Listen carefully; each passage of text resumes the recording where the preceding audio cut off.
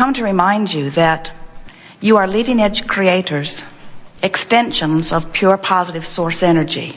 And you've come forth into this time-space reality specifically for the purpose of experiencing firsthand, from your genius perspective, contrast. Because you and all that is Source understands that when you move through contrast from your powerful, personal, selfish perspective, that preferences will be identified by you, this leading edge point of consciousness. And when that preference, which is so honored, so respected, so adored, concludes anything, big or small, Source says, you should know. You're the one there. You're the one having the experience. No one in the universe better to come to this conclusion than you, right there where you stand. And Source is so sure that you, whether you are the genius human, or you, whether you are the one-celled organism in the ocean, you, that point of consciousness, that leading edge point of consciousness, exploring the contrast, concludes a preference, and Source agrees, and immediately there is a vibrational offering, you would say from the heavens, about that. That's why we say, when you ask, it is always given every single time. So in that moment, a perspective is formed, and it's a perspective that includes you, leading edge genius creator, and Source's undivided agreement with your conclusion. As Jerry and Esther travel about, they have navigational systems in their vehicles that work on the premise that they are someplace and there is someplace they want to go to. So there are 2 points that are important to the navigational system: where you are and where you want to be. We are wanting to point out to you that these are 2 points of vibrational relativity.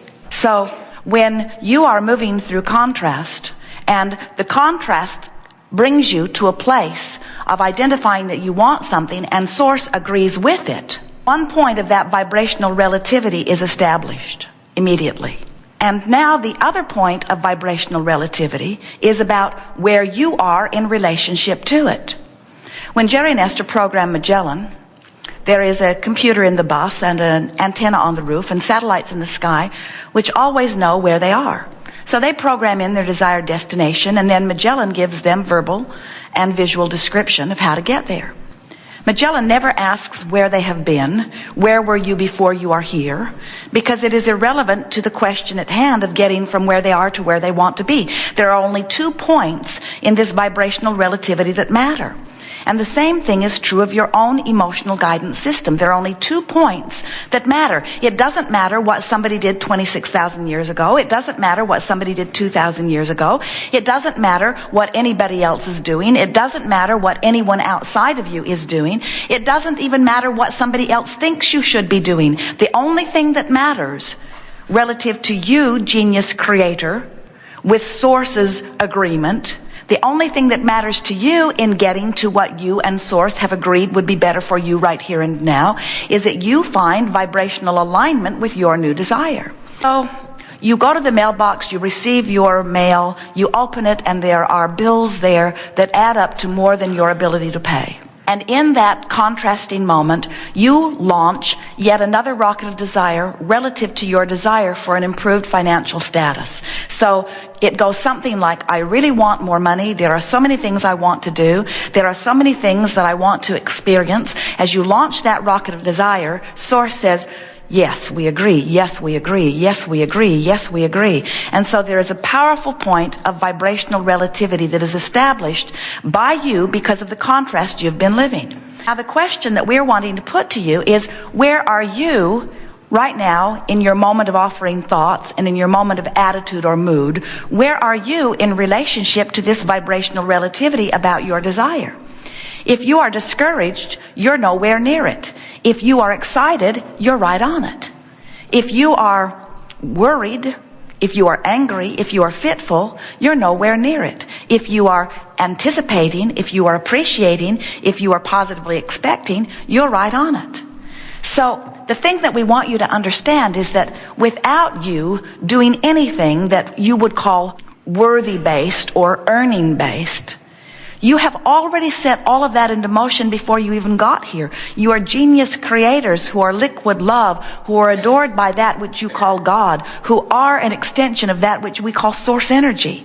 And when you decide that you want something, even if you don't put words to it, your decision is good enough. And that is why all species evolve as they do. Don't you think it's a wonderful thing when you think about it, that everyone having experience is in the place of knowing best what's best for them? Jerry and Esther were sitting in a Subway sandwich shop one day, and Esther was reading and there was a story about the subway, or the system of transportation in New York City when it was established. And there was a period of time when the system was not working, and the mayor of the city decided that it would be better, rather than trying to orchestrate the plan, they would let the people figure their best way of getting there. And we say it is always best to let those who are out there having the personal experience decide their best way of accommodating themselves. When you accommodate yourself, you know all of the ins and outs of what is important to you. When you ask someone else to take care of you, someone who can't possibly focus with the clarity that you can focus, then sometimes things are missed. And it is that exact premise that we are talking about that causes the evolution of your species and every other species to evolve in the magnificent way that it does. All of this leading edge point of consciousness, having experience and having preference, being born, and even if words are not spoken, as in the case of the one-celled amoeba in the ocean, no words are spoken, but vibrational utterance certainly is offered, and source agrees, and the evolution of that species therefore incurs.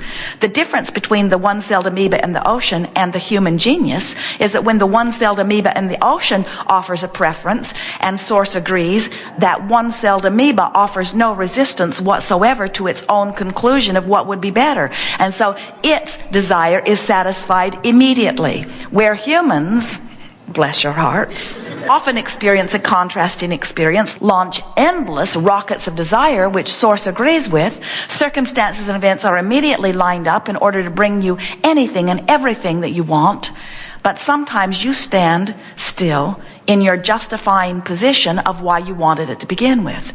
Rather than going with the flow of the new idea, you tend to stay looking at the contrasting experience which made you give birth to the new idea, and you continue to talk about where you are in order to sort of explain why you are worthy, or why you really need the universe to accommodate you more efficiently. We think you got that because for a rather long period of time, you saw your parents as the vortex through which all of your well-being flowed. And you learned that if you would plead a needy case long enough, that your mother would finally cave in and give you what you wanted. But she did a disservice when she caved in, because she showed you something that is not the way the universe works. The universe does not cave in and grant your desires based upon how complaining you are, or how justified you are, or how needed you are. The universe grants your wishes based upon how vibrationally compliant you are, how much in vibrational alignment you are. This is a vibrational universe, and it's based upon law of attraction. And law of attraction says that which is likened to itself is drawn. Set your radio dial on 6:30 a.m. and you will receive the broadcast on 6:30 a.m. You cannot receive what's being broadcast on 98.7 FM. They are different frequencies. So when you have launched a rocket that says plenty of more money, and you're beating the drum that says not enough money, your vibrational frequencies are in serious discord, and you are not in the position of receiving what you're asking for. Even though source agrees, even though heaven and earth are moving in order to accommodate you, even though your vibrational escrow, we like that, contrast causes you to launch rockets of desire, and they're held for you in vibrational escrow. And the reason we call it vibrational escrow is because the thoughts that you think are in the process of becoming, and eventually they will become manifestation if your vibrational accord is sufficient enough. First there is thought, then there is thought form, then there is that which you call physical manifestation. So when you launch any thought about things wanted or not wanted, it moves into that which we are calling vibrational escrow, and it begins to amass energy. It begins to take form. Now, you don't have to worry about it immediately manifesting in your experience. You may have noticed that, because more than 99% of your vibrational work is done, and your vibrational alignment has taken place before you begin to receive evidence of it. And so you might say that as you're moving through an ornery experience, you're launching all kinds of things into vibrational escrow that when you find vibrational harmony with them enough that they manifest, you're not going to like them. Or you could say, as you're launching thoughts of appreciation and things that make you feel good, you're feeling your vibrational escrow full of all kinds of things that are going to please you when you get there. Sometimes we hear you say, "Oh, Abraham, I do not believe that I create my own reality, because this thing that happened to me just came out of the blue." And we say, "Hardly. You offered many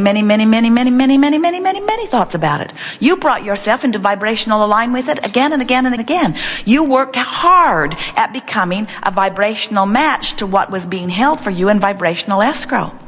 So we don't want to give you the impression that vibrational escrow has only things you want in it. It has everything you've put there. And everything you've put there is as a result of what you've been giving your thought to.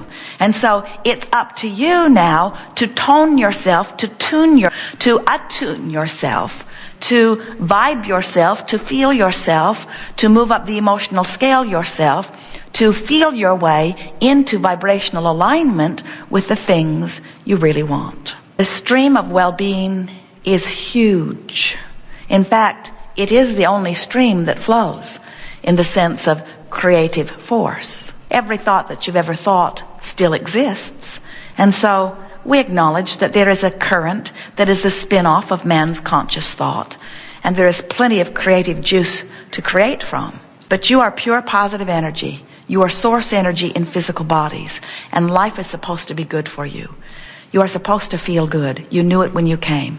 You said, "I'll go into this leading edge environment, into an environment where no one has been before, and I will have experiences with others similar to me but not same as me, and together, as we bounce off one another, we will arrive at new preferences that could not be arrived at if it were not for our interaction."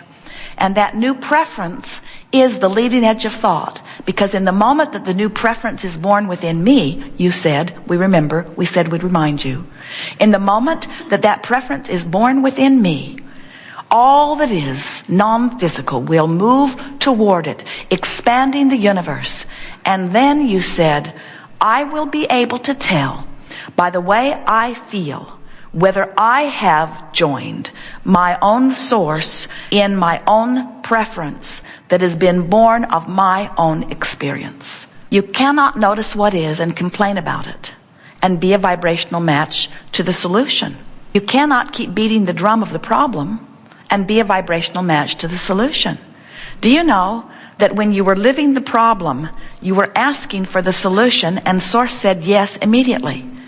So do you know that there's never a reason for you to be wallowing around in a problem for more than about a second? Do you know that you can get so good at this that before you're even aware that the problem has gotten started, you've already got the solution underway? Do you know that as you clean your vibration up, so think about what we just said. So you're moving through contrast and you're observing something unwanted.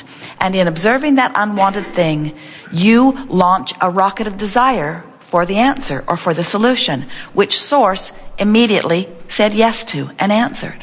So as you immediately turn your attention toward the possibility of receiving an answer, as you soften your angst by expecting things to turn around for you, that 99% that we said that has to take place before there is a manifestation never takes place within you. So even though you may have launched a rocket about a problem, it can never come to vibrational fruition if you're tending to your vibration as you're moving along.